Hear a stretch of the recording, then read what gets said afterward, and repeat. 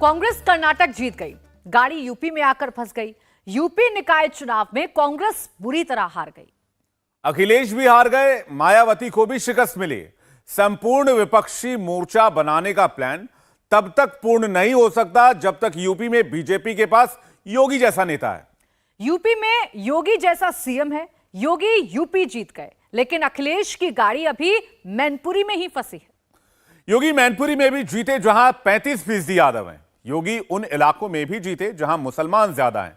24 के लिए योगी ने कौन सा फॉर्मूला चुना है जिससे विपक्षी परेशान है? पूरी जानकारी इस रिपोर्ट में है।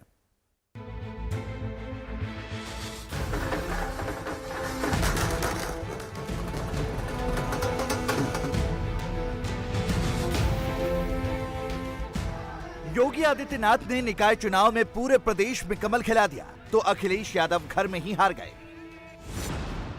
मैनपुरी जिले में 1 नगर पालिका है, 9 नगर पंचायत है। नगर पालिका मैनपुरी में बीजेपी ने समाजवादी पार्टी को करारी शिकस्त दी है, तो वहीं 9 नगर पंचायत में से 6 पर कमल खिला है। 2 सीटें ही समाजवादी पार्टी के खाते में आई हैं, जबकि 1 सीट पर निर्दलीय कैंडिडेट चुनाव जीता है। मैनपुरी जो समाजवादियों का गढ़ है, अखिलेश यादव की पत्नी डिंपल यादव यहां से सांसद है। मैनपुरी की करहल विधानसभा सीट से अखिलेश खुद विधायक है। उसी मैनपुरी में निकाय चुनाव में साइकिल पंक्चर हो गई तो अखिलेश यादव हार के लिए सीधे तौर पर प्रशासन और योगी आदित्यनाथ को जिम्मेदार ठहरा रहे हैं। पूरे देश में कहीं ऐसा नहीं हुआ होगा जिस तरह से मैनपुरी में मतगणना की गई है। सुबह से शुरू हुई मतगणना और अगले दिन खत्म हुई मतगणना। सुबह शुरू हुई और अगले दिन मतगणना खत्म हुई, तो सोचिए कितनी तैयारी थी बेईमानी की। जो उन्हें रिजल्ट देना था, अंतोगत्वा उनके अधिकारियों ने वही परिणाम दिया। जिलाधिकारी से कई बार हमारी बात हुई है और जब जिलाधिकारी मुझे लगा कि किसी परेशानी या बेबसी में है, तो मैंने कहा कि इनसे ऊपर अधिकारी है उनसे भी बात करूं। इनसे ऊपर है उनसे भी बात की मैंने।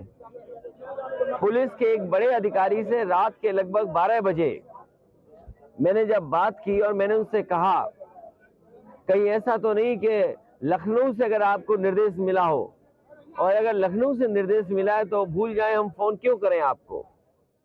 अगर निर्देश मुख्यमंत्री का है कि मैनपुरी को हराना ही हराना है, तो हम क्यों बात कर रहे हैं आपसे। आखिरकार विपक्ष किससे उम्मीद करेगा काउंटिंग के दिन? चुनाव आयोग से, प्रशासन से। अगर चुनाव आयोग और प्रशासन और अधिकारी सब बेईमान हो जाएंगे और बीजेपी के सारे पर नियम कानून संविधान सबकी धज्जियां उड़ेंगी, तो आप उम्मीद नहीं कर सकते हो कि जनता को न्याय मिलेगा। मैनपुरी में मिली हार के बाद अखिलेश यादव बयान भी दे रहे हैं और ट्वीट भी कर रहे हैं। बीजेपी के अलावा जितने भी कैंडिडेट निकाय चुनाव में जीते सभी को धन्यवाद भी दे रहे हैं, लेकिन ट्वीट में बार बार मैनपुरी में हार के लिए प्रशासन और योगी सरकार को जिम्मेदार ठहरा रहे हैं। सोशल मीडिया पर लोग समाजवादी पार्टी के गढ़ में मिली हार पर अखिलेश यादव से लेकर राम गोपाल यादव पर तंज भी कस रहे हैं। जिक्र शिवपाल यादव का हो रहा है। अखिलेश यादव की पत्नी डिंपल यादव को लेकर भी ट्वीट किया जा रहा है। लोग सवाल यही उठा रहे हैं कि कैसे शिवपाल यादव के इलाके में समाजवादी जीत रही है। इटावा की जसवंत नगर सीट से शिवपाल यादव विधायक है। निकाय चुनाव में बीजेपी वहां की 6 सीटों में से एक भी सीट नहीं जीत पाई।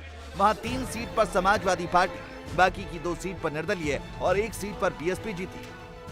अखिलेश ने जब मैनपुरी की हार पर बीजेपी पर सवाल किया तो डिप्टी सीएम केशव प्रसाद मौर्य ने अखिलेश से 2014 से लेकर अब तक की हार जीत पर तंज कस दिया। मुझे लगता है समाजवादी पार्टी, चाहे बहुजन समाज पार्टी, चाहे कांग्रेस पार्टी, इनको सबको अपने गिरेबान में झांकना चाहिए। लगातार 2014 से ये तीनों पार्टियां चुनाव में बुरी तरह से हार रही हैं। जब 2014 में श्री अखिलेश यादव जी की सरकार थी, लोकसभा के चुनाव हुए थे और उस समय हम 73 सांसद जीते थे उत्तर प्रदेश में भारतीय जनता पार्टी गठबंधन के। तब धांधली हुई थी क्या? सरकार में तो ये थे। 2017 के जब विधानसभा चुनाव हुए, भारतीय जनता पार्टी 325 सीटें जीती उत्तर प्रदेश में, कांग्रेस 40 पर सिमट करके रह गई। तब ये सरकार में धांधली हुई थी क्या? कांग्रेस, सपा, बसपा, कांग्रेस ये तीनों एक ही थैली के चट्टे बट्टे हैं। जब हार जाएंगे तो आरोप लगाना इनका फैशन है, जीत जाएंगे तो इनकी लहर चल रही है, इनकी आंधी चल रही है, इनका बहुत जनाधार बढ़ गया। जनता ने इन दलों को नकार दिया है और आशीर्वाद भारतीय जनता पार्टी को दिया, कमल खिलाया है।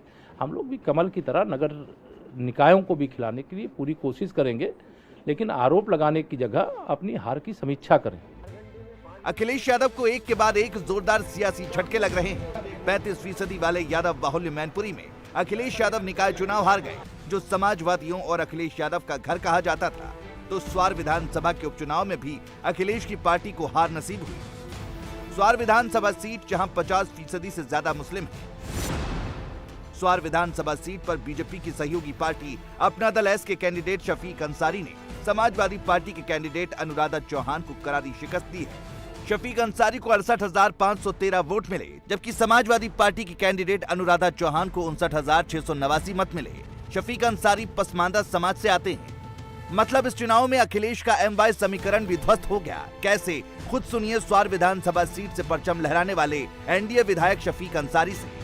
NDA गठबंधन ने कहीं कोई भेदभाव नहीं किया है और जो भी योजनाएं सबको एक समान सबको दिया है, इसलिए मुस्लिमों का रुझान भी अच्छे तरीके से बढ़ रहा है। यही कारण है कि 300 सीटें लगभग नगरीय निकाय में टिकट दिए थे भाजपा ने, NDA गठबंधन ने, तो उसमें अच्छी तादाद में मुस्लिम लोग चुनाव जीत कर आए हैं। और स्वार एक आपने देखा होगा कि स्वार में बहुत चुनौती थी, लेकिन उस चुनौती को स्वीकार करके उसको सामना किया और माननीय आदित्यनाथ योगी जी की जो सरकार है और माननीय मोदी जी प्रधानमंत्री जी की जो डबल इंजन की सरकार है, उस पर जनता ने पूरी तरीके से मोहर लगाई और विकास के नाम पर चुनाव जीते। जैसे आपका जो इलाका है, मुस्लिम वोट इतना है करीब 50%।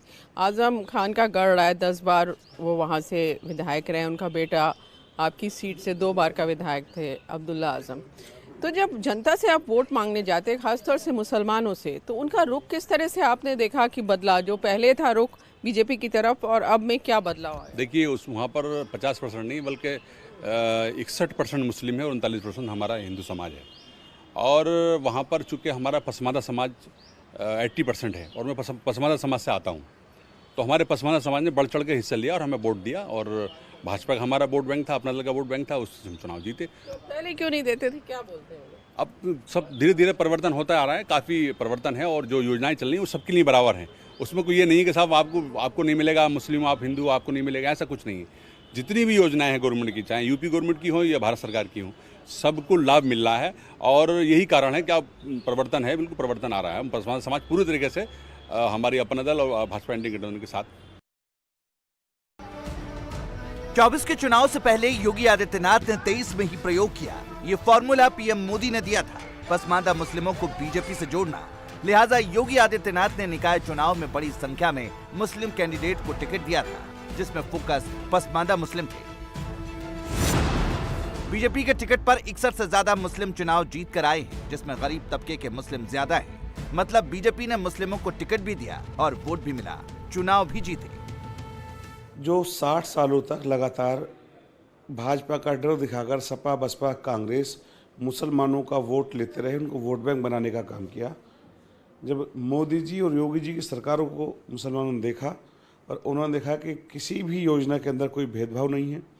जब आवास मिलते हैं तो उत्तर प्रदेश के अंदर 18.5 लाख आवास मुसलमानों को मिलते हैं, 2 करोड़ 61 लाख लोगों को राशन मिलता है, बड़ी तादाद में माओ बहनों को उज्ज्वला योजना का लाभ मिलता है, मुद्रा लोन मिलता है और ऐसी कोई स्कीम्स नहीं है जिनके अंदर मुसलमानों का फ़ायदा ना होता। एक बड़ा तबका अब भारतीय जनता पार्टी से जुड़ा है और निश्चित रूप से ये 2024 के चुनाव में इस बार बड़ी तादाद में मुसलमान भारतीय जनता पार्टी से जुड़ेगा और मुसलमानों ने तय कर लिया है कि इस बार भारतीय जनता पार्टी के जो भी कैंडिडेट होंगे उनको बड़ी तादाद में वोट करेंगे, क्योंकि सबका साथ, सबका विकास और सबके विश्वास के रूप में आज मुसलमानों ने अपना विश्वास भारतीय जनता पार्टी पर जताया है। लोगों ने स्लोगन दिया, मैं चुनाव में जब था तो लोगों ने कहा ना दूरी है ना खाई है, मोदी हमारा भाई है। ये जो हमें वोट मिला है लगभग 70,000, ये 1 लाख में पहुँचेगा आपके 24 में। हाँ, बिल्कुल पहुँचेगा, क्योंकि पसमानदा समाज पूरी तरीके से बहुत अच्छी तरीके से चुनाव लड़ा है और सपा का तो सपाया हो गया है। आजम खान साहब जहाँ रहते हैं अपने अपने वार्ड का मेंबरी का चुनाव हार गए वो, अपनी नगर पालिका का तीसरे नंबर पर उनका स्थान रहा, तो उनका पूरा गढ़ कुछ नहीं है, गढ़ समाप्त हो चुका है, गढ़ है हमारी जनता। स्वार विधानसभा सीट से जीतने वाले बीजेपी समर्थित और अपना दल के विधायक शफीक अंसारी की माने तो अब किसी का कोई गढ़ नहीं रहा। कभी रामपुर में अपना सिक्का चलाने वाले आजम खान निकाय चुनाव में अपने ही वार्ड में हार गए, तो इसके पीछे की वजह वो केंद्र और राज्य सरकार के जरिए गरीबों के लिए चलाई जा रही योजनाओं को बता रहे हैं। बीजेपी के रणनीतिकार मानते हैं कि पसमानदा मुस्लिम को पार्टी से जोड़ने में सबसे ज्यादा मददगार मोदी सरकार की गरीब कल्याणकारी योजनाएं होंगी, जिसमें प्रधानमंत्री आवास योजना, उज्ज्वला योजना, प्रधानमंत्री किसान सम्मान निधि, आयुष्मान भारत, प्रधानमंत्री जीवन सुरक्षा जैसी अनेक योजनाओं का फायदा पसमानदा मुस्लिमों तक पहुंचाना है।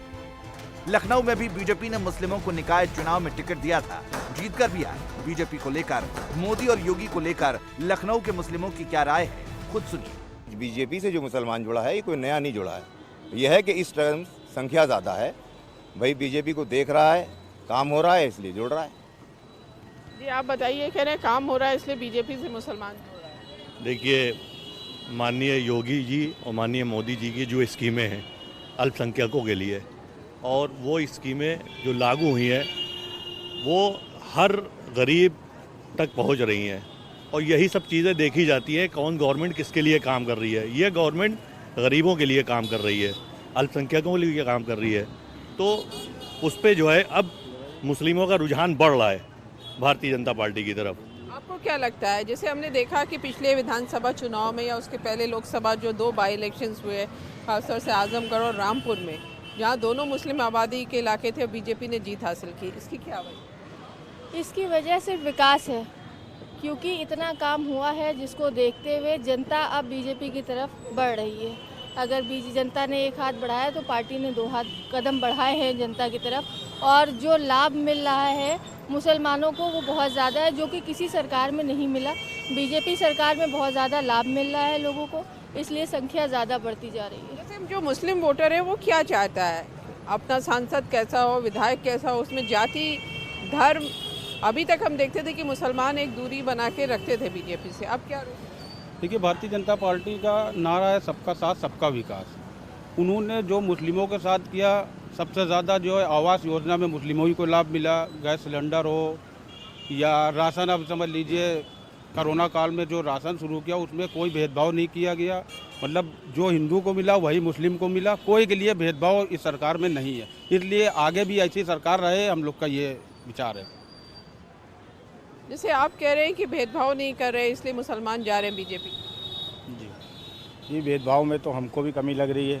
अब सरकार से हम लोग बहुत चूँकि उम्मीदें भी लगाए हुए हैं कि बहुतों को सबको देखा, सारी पार्टियों को देखा, उसके बाद हमको कोई नतीजा नहीं निकला, हमारा तो सिर्फ इस्तेमाल ही हो रहा है। तो अब हमें लगा कि हमें भी बीजेपी के करीब जाके एक दफ़ा देखना चाहिए कि वो हमारे लिए जो कह रही है उसमें कितना वो खरी उतर। इसके लिए हम लोगों ने जो है अब की जो है इस सरकार को वोट किया। इंडिया टीवी हर वक्त हर जगह डाउनलोड करने के लिए सर्च करें India TV news Google play store या ऐप स्टोर पर।